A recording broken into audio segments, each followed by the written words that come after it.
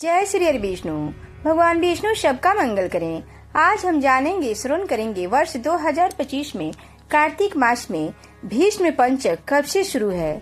जानेंगे भीष्म पंचक का महत्व, इसकी पौराणिक कथा, इस व्रत के दौरान क्या करना चाहिए, क्या नहीं करना चाहिए, इस व्रत को रखने से क्या लाभ मिलता है, इसका महत्व क्या है। भीष्म पंचक की शुरुआत देव उठनी एकादशी से होती है और समाप्त कार्तिक पूर्णिमा के दिन होता है। इस दौरान कई लोग व्रत रखते हैं। वर्ष 2025 पुराणों में भीष्म पंचक को सभी पापों का नाश करने वाला माना गया है।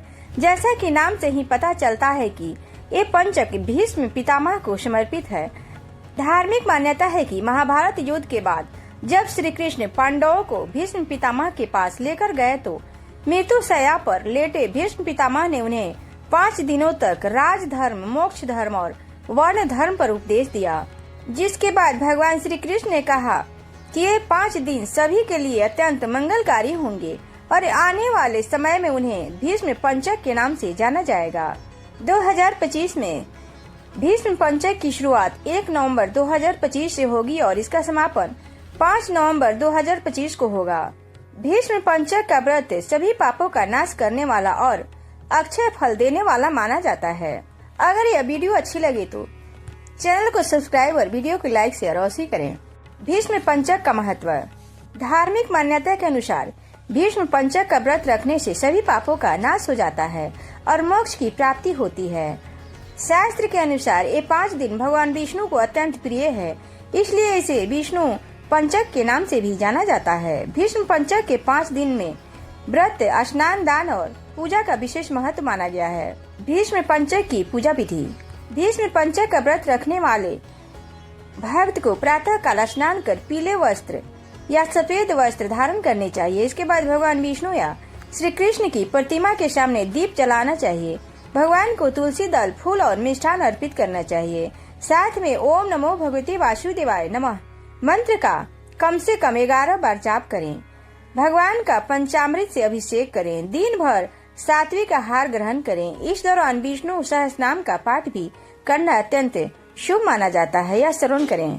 भीष्म पंचक में मूल मंत्र है ओम भीष्माय नमः, ओम नमो भगवते वासुदेवाय या ओम नारायणाय विद्महे वासुदेवाय धीमहि तन्नो विष्णु प्रचोदयात्। इस मंत्र को श्रवण करें या इसका पाठ करें। सनातन धर्म में पंचक के 5 दिन सामान्यतः अशुभ माने जाते हैं, लेकिन कार्तिक माह का भीष्म पंचक शुभ और मोक्षदायी प्रदायी होता है।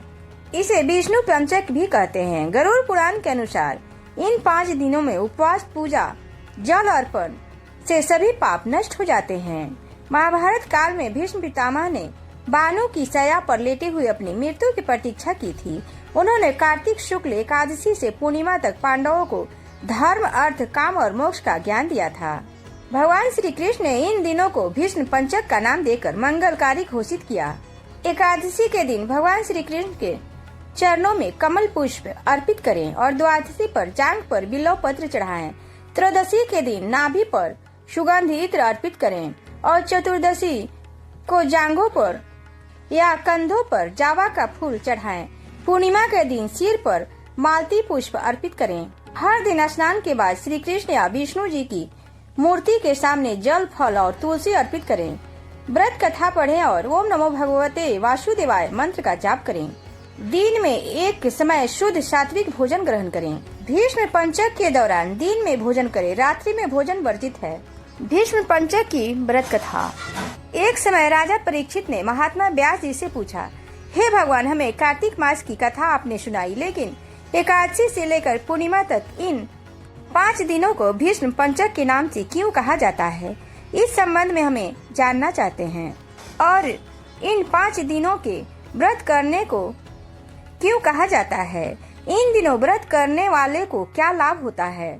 महात्मा व्यास जी ने कहा, हे परीक्षित सुनो, कुछ समय पहले कानपुर में बहुत ही निर्धन सोमेश्वर नाम का ब्राह्मण रहता था। उसका शरीर बहुत ही कमजोर था, परंतु वह भगवान विष्णु का भक्त था। कार्तिक मास में वह रोज गंगा स्नान करता और भगवान विष्णु का पूजन करता। एक दिन वह शरीर से पीड़ित होते हुए भी गंगा स्नान करने गया, पर उससे घाटों की सीढ़ियां उतरी नहीं जाती थी। किसी तरह वह उतरकर गंगा जी तक पहुंच ही गया और वह गंगा स्नान कर वहीं पर बैठकर संध्योपासन करने लगा। वहीं पर वृद्ध ब्राह्मण के रूप में भगवान अपने भक्त पर कृपा करने के लिए बैठे हुए थे। भगवान ने ब्राह्मण को बड़े कष्ट में देखकर पूछा कि हे ब्राह्मण, तुम्हारी स्थिति तो स्नान करने की भी नहीं है, फिर भी तुम ऐसी अवस्था में स्नान के लिए आए हो, कहो क्या चाहते हो।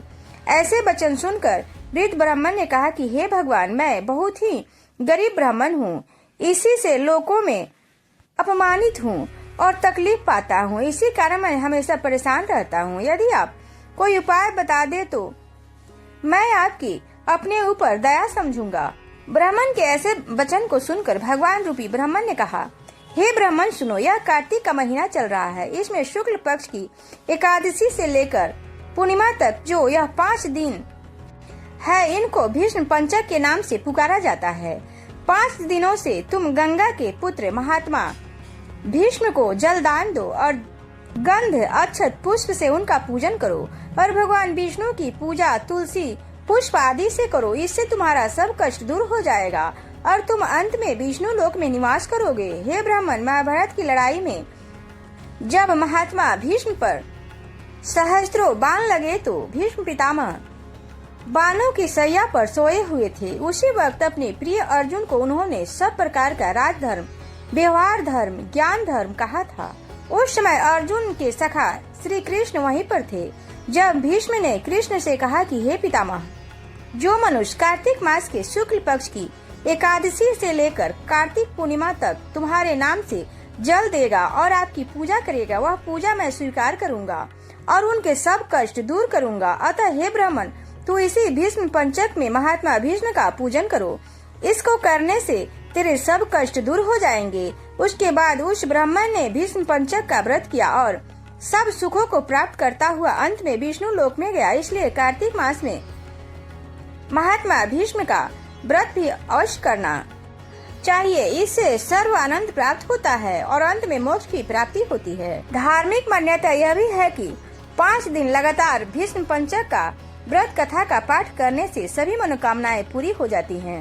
धार्मिक मान्यता है कि भीष्म पंचक व्रत कथा का पाठ सबसे पहले ऋषि वशिष्ठ, ऋषि भृंगु और ऋषि गर्ग ने किया था। इसके बाद महात्मा महाराजा अम्बरीश ने सभी राजसी सुखों का त्याग कर इस व्रत का पालन किया था।